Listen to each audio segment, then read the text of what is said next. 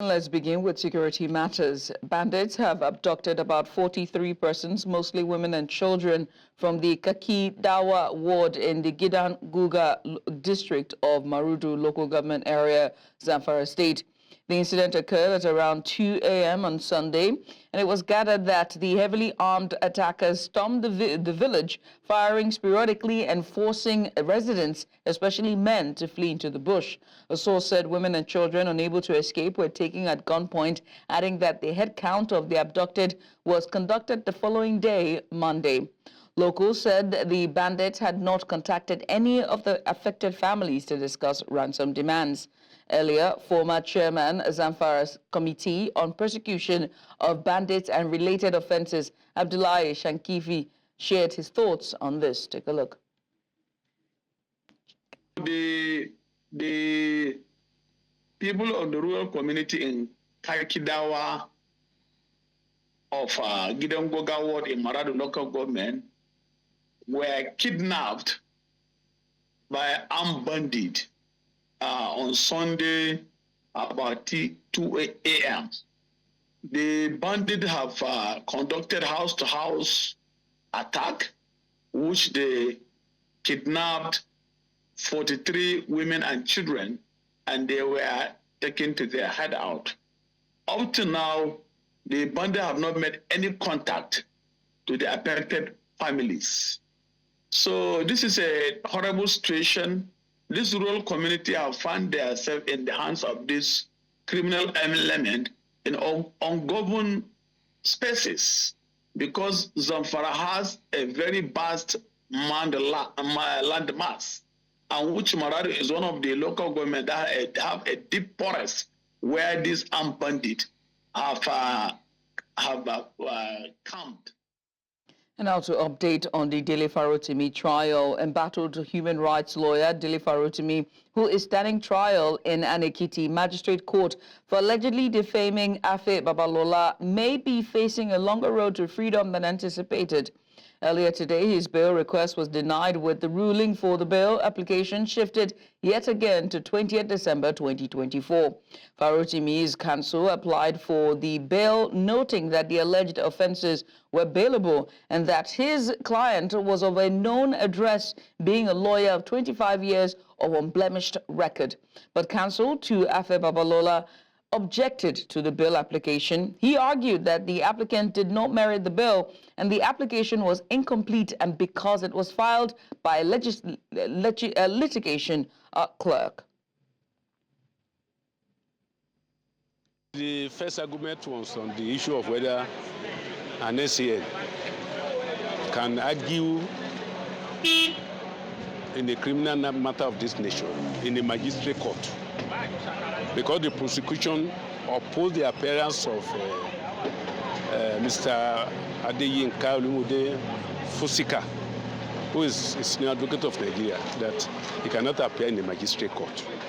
So that was the first argument that was taken. So it was also reserved for ruling. Next was the charge. The original charge was amended, and the new charge was read to the defendant. And thereafter, the application for bail was argued. So, and the ruling adjourned to 28th of December this year. So that is. In the meantime, human rights activist and former AAC presidential candidate Omoyele Sowore has condemned Labour Party presidential candidate Peter Obi for his visit to legal expert and none other than Afe Babalola San. Now, this follows Obi's closed-door meeting with Babalola and his visit to Ekiti, where he also met detained activist Dele Farotimi. Sowore took to his X handle and criticized those who visited Babalola to beg him over Farotimi's unjust detention, accusing Obi's delegation of undermining the fight against judicial corruption. He compared Obi's action to forcing Rosa Parks to the back of the bus during the U.S. civil rights movement. Sowore also commended Farotimi's immediate release, Farotimi's immediate release using the hashtag #FreeDeleFarotimi now. In the meantime, we move now to the Federal Capital Territory, where the Federal Capital Territory High Court on Tuesday refused to grant a bail application filed by the former governor of Kogi State, Yahaya Bello, saying it was filed prematurely. Justice Marian Anine, who, while delivering the ruling, said having been filed when the first defendant was neither in custody nor before the court, this instant application was incompetent. Now, the former governor is standing trial along with two others in an alleged 110 billion naira money laundering charge brought against him by the Economic and Financial Crimes Commission. In opposing the bail request, the Prosecution Counsel argued that the instant application was grossly incompetent, having been filed before arraignment. He said it ought to be filed after arraignment, but the first defendant's counsel disagreed, saying there was no authority. The Rule of Law and Accountability Advocacy Center, ROLAC, has condemned the misuse of power, violent arrest, and repression of free speech by security agencies in Nigeria. At a press conference in Lagos themed Our Rights, Our Future, Right Now, ROLAC's Executive Director, Okechukwu Nwaguma, condemned predatory policing practices by agencies like the Nigerian Police Force, the State Security Service, and the Economic and Financial Crimes Commission, citing recent incidents like the arrest of Dele Farotimi and the abduction of Dr. Ihe Kwame and broadcaster Nonsokwa Nkwa for criticizing government officials. Nwaguma described law enforcement as prioritizing political interests over public safety. He emphasized the urgent need for accountability and enforcement of the Nigeria Police Act 2020, urging immediate action to halt human rights abuses. This press conference is necessitated by the urgent need to respond to egregious developments with regards to police conduct and practices and impunity for abuses and corruption. The principles of the Police Act 2020 should not only be understood by both police and individuals, but should also be integrated into daily policing practices, thereby promoting a culture of lawfulness and respect for human rights within the Nigerian police. Stakeholders within the criminal justice and internal security space have severally posited that the Nigerian police force is the weakest link in the value chain of actors that would ensure a strong rule of law, effective criminal justice, and public safety and security for all persons in the country. Over the years, it has become apparent that a presidential committee or similar ad hoc initiatives cannot solely accomplish the task of reforming the Nigerian police force. What is needed is a multi-pronged approach, with all stakeholders working collaboratively with each agency implementing its mandate and contributing to the overall task of reforming the Nigerian police force. The Speaker of the House of Representatives, Tajuddin Abbas, has called for urgent and proactive measures to address the escalating cybersecurity threats in Africa. The Speaker made the call at the fourth live hacking cybersecurity conference held in Abuja on Monday.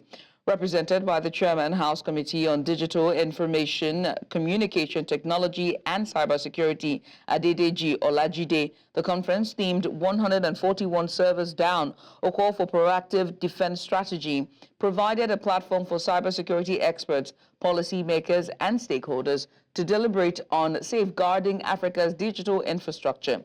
Delivering the keynote address on behalf of the Speaker, Olajide stressed the importance of the theme, noting its timelines and relevance in the face of growing cyber attacks. Now to discuss this, we're joined by tech analyst Temitayo Okumboyejo. Temitayo, it's wonderful to have you join me. Thank you so much for joining us. Let's get started and talk about the common types of cyber threats that national governments and even critical infrastructure systems might face. Good evening, and thank you for having me. So I believe in this instance, whilst I want to commend the government, they might possibly have put the cart before the horse, in that we don't have a national cybersecurity strategy just yet. And that would be the starting point for any kind of follow-up regulations that several sectors of the economy would be required to comply with. So, and those sectors will be kind of divided up depending on their criticality to both the people as a whole and to the country nationally. And in addition to that, there are several areas where it's important for the Ministry of Defense to lead. So with regards to, cyber threats against sovereign nations, which is not uncommon now, and without naming countries, there are several attacks around the world that have happened, which thus now mandates the requirement for governments to pay very important attention to this aspect of global threats that countries now have to face. So with respect to this sort of holistic thinking, that is perhaps something that we need the federal government or maybe the executive to lead on. So number one, we need to see the Ministry of Defense leading on, ensuring that emerging threats that the Nigerian nation faces as regards the cyberspace or digital threats are both identified, and it's important to have policies that would address both the short, medium, and long-term threats as they evolve. Right. So that's on that. Yeah. Right. I mean, as we're talking about the government, I would like to bring PPPs, and that's a public-private partnership. Do you see them playing any role when it comes to enhancing cybersecurity efforts at a national level as well? So with regards to, so sometimes there are conversations that we have where the role of the private sector is that of compliance. They need to show us cooperation by complying with whatever sort of standards or regulations that the government comes up with. So it's, I am not sure what the role of the private sector is, apart from helping to support as regards compliance and providing governments with information as to how to bring down any barriers associated with compliance. But even now, as it is, to the best of my knowledge, I'm not even aware of any regulations aside from the Data Protection Act, and even at that, it's not clear to me how the government enforces enforcement of all the requirements, or shall I say the compliance measures within the Data Protection Act specifically. Right. So the role of the private sector at the moment, I'm not sure is clearly defined or is one that's important for now. I mean, you've also talked about framework and even saying that, the government have done a fantastic job putting the cart before the horse. Let's talk about technical challenges, shall we? When it comes to securing government digital, infrastructure. Let's put into picture what this is. What are the technical challenges that will be involved in securing, government digital infrastructure, and most importantly, protecting sensitive data from cyber threats? And someone might be watching this and saying, do we really need that? Are the files, we have seen cases where money is stolen and, people are still trying to get on board to NIN and the rest. Are there any technical challenges that might even happen? Do we even have such sensitive data to begin with? So of course there are sensitive data. In fact, to begin with, one of the places to start is the amount of leak we see. All those leaked government letters and approvals and whatnot that get leaked, and we see people start sharing around all over WhatsApp. That's one aspect of cybersecurity that the government is not paying attention to, and it's probably the starting point where government data, important government, in fact, the right kind of classification for our documentation is not seen, and therefore, because of that, you tend to see, government documents all over the place. So there is that. Now, secondly, when we talk about do we have, of course we do. So there are. If we want to talk about government, if I talk about, say, governments in general, most governments across the world would have general documentation, they'll have official documentation, they'll have sensitive documentation, and there are even levels higher than sensitive. You know, there will be documentation or there will be data that maybe perhaps only the Minister of Defense is meant to see it, or maybe just the president and maybe a few people around him are required to see. These are very, very sensitive data that are critical to the national security of the country, and these need to be protected. And that's just on paper side. And when we now talk about infrastructure, so there are several areas, even though it may be difficult to see how this would play out. You find advanced nations across the world looking to ensure that they secure what they call essential services to their population, so health services, electricity, even banking in some instances, water supply, food treatment. These are all areas that enemies of nations have been known to attack.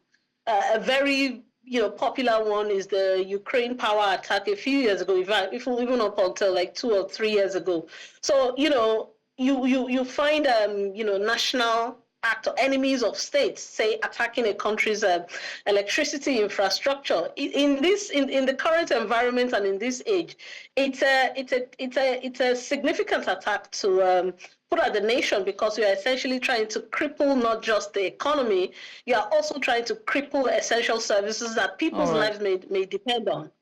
Well, I mean, Temitayo, I'm glad we're having this conversation and we're sounding the alarm, the need, the very immediate and, of course, very needful alarm when it comes to cybersecurity and cyber threat, especially when it comes to the governance and the government level. But Temitayo, this is where we have to, close the curtain for this discussion. But many thanks for taking out the time this day just to discuss with us. Temitayo Ogumboyejo, she is a tech analyst and just speaking to us about the calls for more deliberation when it comes to safeguarding Africa's digital infrastructure, most importantly, government's digital infrastructure. We'll go on a short break. When we come back on the other side, President Tinubu adopts Shamsuddin Ogunjimi as acting accountant general. We have the details after the break. Join us again. And welcome back. President Bola Tinubu has appointed Shamsuddin Ogunjimi as the acting accountant general of the Federation AGF. Now, this was contained in a statement on Tuesday by presidential spokesman Bayo Onanuga. Onanuga said his appointment is effective immediately following the pre-retirement leave of the incumbent AGF, Dr. Mrs. Oluwatoyin Medane. He noted that Ogunjimi brings over 30 years of extensive experience in financial management across the public and private sectors. Onanuga described the appointee as a career civil servant and the most senior director in the Office of the Accountant General of the Federation. And we'll move away from that now to bring you more discussion. And this time, the Revenue Mobilisation, Allocation and Fiscal Commission has expressed strong opposition to President Bola Tinubu's proposed tax reform bills, citing alleged constitutional breaches. In a detailed 9-page memorandum signed by its chairman, Mohammed Bello, the commission outlined its legal, constitutional, and technical objectives to the objections to the bills currently under consideration by the National Assembly.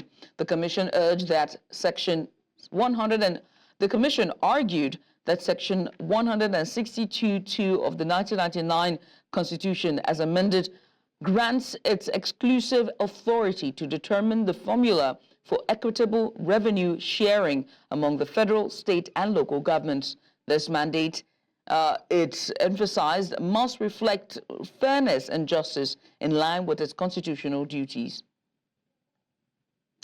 And now to discuss this further and whether or not these objections stand to have a legal point, we have Senior Manager, Tax and Regulatory Services, PwC, Abiodun Kayode Ali, and he joins us now to discuss this. Abiodun, very interesting points that were made here by this commission, but I have to ask you, what are the key provisions of President Tinubu's tax reform bills, and how do they propose to alter the current taxation system?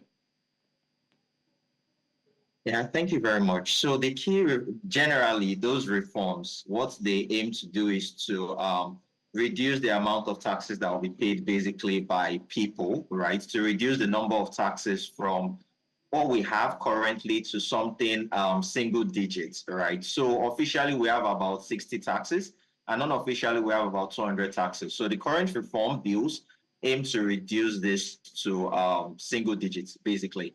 And there are a lot of taxes that the poor and vulnerable pay, right? A lot of taxes referred to as nuisance taxes, like bicycle levies, wheelbarrow taxes. Most of these taxes will be done away with, right? So these are some of the reforms that, these are some of the updates and developments that this tax reform bill proposes. Yeah, that's it in a nutshell. And I'm glad we're setting the tone for this conversation, because the next question is really about the technical implications of what the Commission is saying. So the Commission's opposition to the tax reform bills in terms of revenue collection and fiscal policy. Let's look at their objection, or their objection to the bill, and saying that that technical implication. What does it mean for the National Assembly now they're trying to take a critical look at the bill? Yeah, so I looked at the section they made reference to, that section 162, subsection 2 of the Constitution. And yes, that particular paragraph says that anytime the president is going to make a proposal to the National Assembly on how revenues are to be shared, they need to get input from the Revenue Mobilisation, Allocation and Fiscal Commission. I'll call it RAMFAC for short. So yes, they do have an input, but if you look at that section, it also then says the determination is actually the duty of the National Assembly. So yes, an advice will come from them to the president, and it will be given to the National Assembly, and the National Assembly then goes ahead to make that determination. But then again, one interesting angle that we need to look at, because their grouse here has to do with the legality, right? The legality based on the Constitution. Now, VAT is something that has been controversial, and there have been controversies way beyond these 4 bills that are being proposed by the executive. The controversy stems as far back as 2020, 2021, when we were even looking at should the federal government be administering VAT, which is a consumption tax, or should it be administered by the states? That is a kind of underlying controversy. Now, RAMFAC here is saying that any of these revenues that will be shared, and these revenues are revenues that come from the federation account. But the question we're asking is, should VAT constitutionally be part of the federation account? And based on the current constitution, it shouldn't. It shouldn't even be there. So if we look at the case between Rivers State and the federal government, Rivers State has been winning the case about who should administer VAT up till it has gotten to the Supreme Court. And there is a likelihood, a high chance that if the Supreme Court gives a ruling, it would be the states that would have the right to administer it, meaning that it shouldn't even be in the federation account in the first instance. And a similar case which was ruled by the Supreme Court is a recent one that had to do with lotteries and gamings, where the Supreme Court ruled that because lottery and gaming does not form part of what is referred to as the exclusive list for the federal government, it should be something that would fall under a residual list. A residual list means that it's not something that is to be administered by the federal government, not something to be administered by both federal government and states, but something that should be administered by states only. So because of this recent ruling by the Supreme Court on who should administer bettings, lottery, and gaming activities, it's almost something that was similarly applied to VAT. So if you want to look at it from a constitutional legality, it then portends that even VAT should not form part of the federation account. So it's actually something that is up to debate, right? So I understand where the RAMFAC is coming from, but this is a much bigger issue than what they've actually stated in that section of the law. Now, I mean, Kayode, I would need you to help me and sit back, because the screen is splitting your head into 2, and we don't want to scare the children. They're back from school. So help us and sit back. Thank you so much. But my final question for you before I let you go, right? So many contentions with the tax reform bill. But whether it's the Northern Leaders Forum, the Iowa Consultative Forum, elders, just very interested people. There's so much contention to the bill, right? And the National Assembly says they'll have a critical look into it, and it's still up for debate before it's passed into law.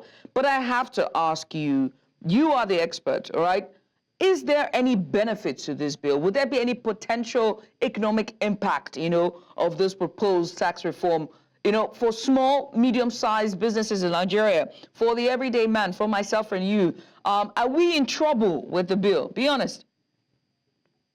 Yeah, okay, so I'll be 100% honest with you. I can assure you that the issue of the VAT that is being debated just represents, let's say, about 2% of what that bill is. I assure you that 98% of what is contained in those bills are actually to the benefit of every everyday person, average person like me and you, right? So for the small and medium scale enterprises that you made reference to, most of the small and medium scale enterprises, companies, they are going to be exempted from taxes. So current law says that for companies that have an annual turnover of 25 million, those companies should not pay income taxes. So what this bill is trying to do, the bill has actually doubled that amount by raising it from 25 million to 50 million. So if you are a small and medium scale business company and you are making an annual turnover of 50 million, you won't pay income taxes. Then for those who are earning 800,000 naira, they are going to, in a year, they are going to be exempted from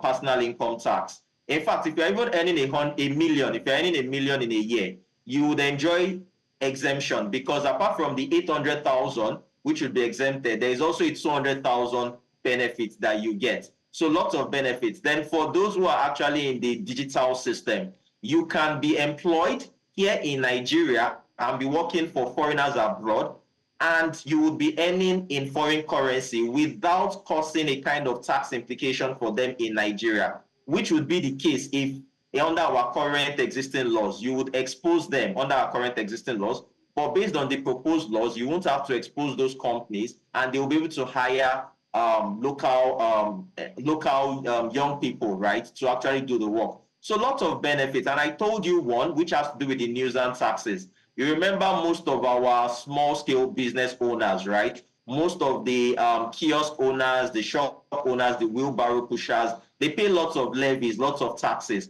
All these will be done away with based on the proposed bill. So from this little that I've mentioned, you can see clearly that there is a lot of benefits, right? And I think we should focus on the benefits while we continue to have consultation and discussion on the particular one that seems to be controversial. So that's my summary there. And very, very, very pertinent summary, because it begs to ask the question, why this much level of argument and contention with the bill when there's so much benefit for the average Nigerian and the common man, the wheelbarrow pushers, the one with the small kiosk, the market women, the bus drivers, the conductor that constantly have to pay some sort of levy at every spot every time they pass that spot. But many thanks for doing this with us, Kakidawa. We appreciate you for coming on.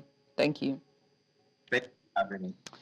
Switch gears now. As the 2024 fiscal year wraps up, the Abia State Governor, Alex Oti, has presented a total budget estimate of 750 billion, 282,200,000 naira only for the 2025 fiscal year to the Abia State House of Assembly for considerations. Now, the governor says a total sum of 611.7 billion naira, representing 82% of the budget, is earmarked for capital expenditure, while 138.6 billion naira, representing 18% of the budget, is for recurrent expenditure, representing about 30% increase in the 2024 budget of 23 billion naira. Presenting the budget estimate at the chambers of the State House, Governor Oti says his government took into account major economic obstacles such as inflation and exchange rate, which have dealt harshly on fiscal plans. I'm glad to report that we have captured a 4 billion outlay, which will, on approval by this honorable House, be channeled into the revamping and reticulation of 47 kilometers pipeline for the Umuahia Regional Water Scheme. Just like last year, health and education sectors will receive about 35% of the budgetary outlay, with 15% of the entire envelope going to the health sector.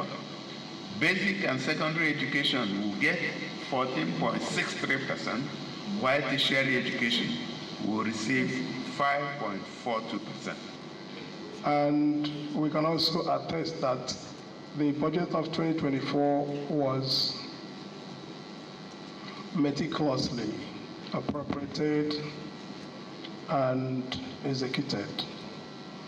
We assure you that we will always cooperate with the executive in the execution of the mandate from our people to move the state. In line with President Bola Tinubu's renewed hope agenda and a strategic effort to fortify the All Progressives Congress presence in Ethiop Federal Constituency, Delta State, South Nigeria, Mrs. Eriateka Ibori Sanu, the member representing the constituency in the House of Representatives and chairman House Committee on NDDC, is set to empower a constituency with various items, including cars, tricycles, motorcycles, sewing machines, and cash to alleviate the current economic challenges. The empowerment program is scheduled to take place at the Ogara Township Stadium, administrative headquarters of Ethiop West Local Government Area of Delta State.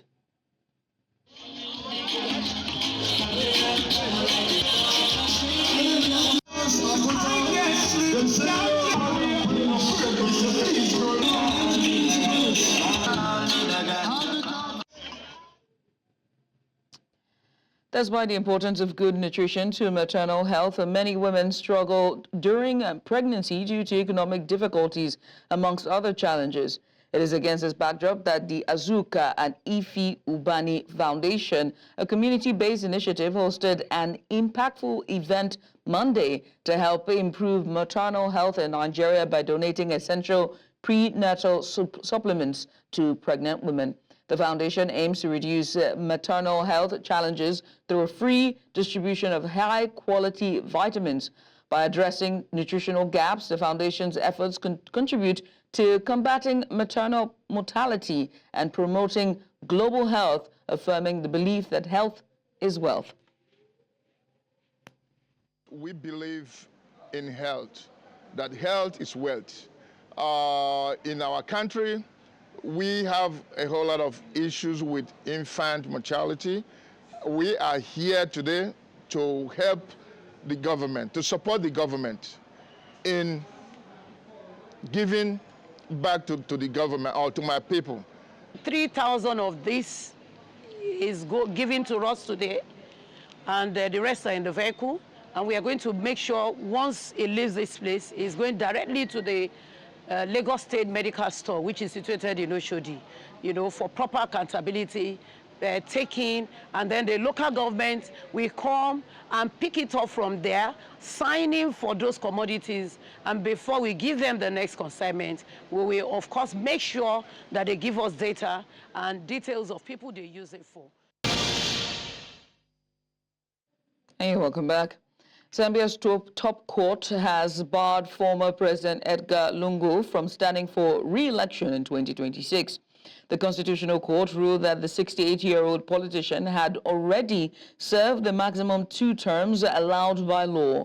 Lungu was first elected president in January 2015 to serve the remaining 20 months of his predecessor, Michael Sata, who died in office in October 2014. Lungu had argued that this should not count as he did not serve a full 5-year term, but the courts disagreed, reversing previous rulings that had cleared him to run 3 years ago when he lost to Kakidawa Hichilema. Last month, Lungu was picked for the opposition Tunshe Alliance to be its presidential candidate in the 2026 election to challenge President Hichilema. We move now to Kenya, where protesters taking part in the #EndFemicide KE demonstrations in the Nairobi Central Business District were forced to flee on Tuesday after police lobbed tear gas canisters at them.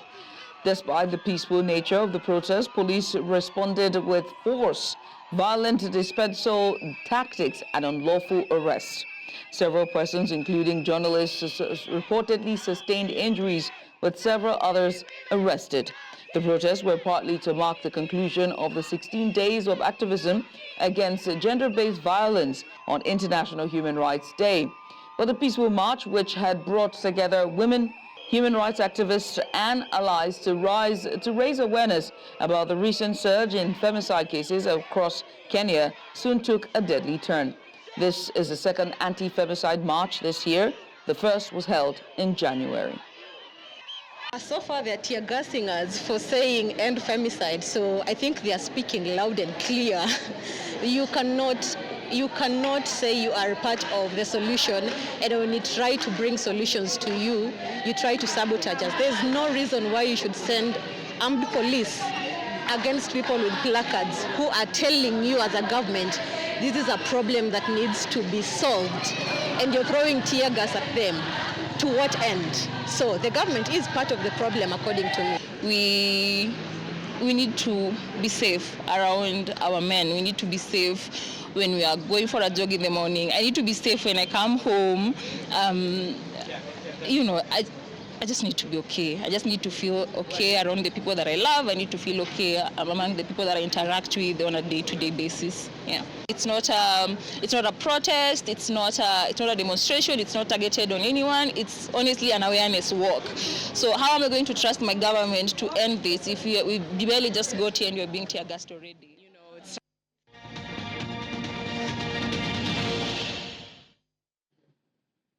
The recent publication of Nigeria's GDP data by the National Bureau of Statistics, NBS, has ignited significant discussion.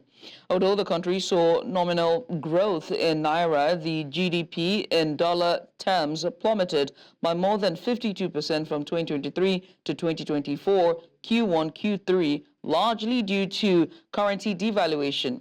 On the program, Business Ed Mukhtar Mohammed, CEO of Arsha Investment Limited, expressed his views on a global household survey that indicated the percentage of households concerned about food shortages due to financial issues has surged from 36.9% in 2018-2019 to 62.4% in 2024. When you look at what World Bank is talking about, the poverty level of every Nigeria, how many Nigerians can afford 3 square meals, even 1 square meal in a day is declining by the day. So definitely food security is a challenge for us. And unfortunately, we've not really been able to handle food security. The current administration came up with a policy, removal of tariff for food items coming into the country, removal of VAT on food items. All these have not really come into play yet. So definitely, I'm not surprised. Insecurity is still there. The farmers cannot go to farm in the northeast, north central, northwest, which is the powerhouse of Nigerian agricultural sector. So definitely, you see that. Then again, high cost of production, movement, transportation.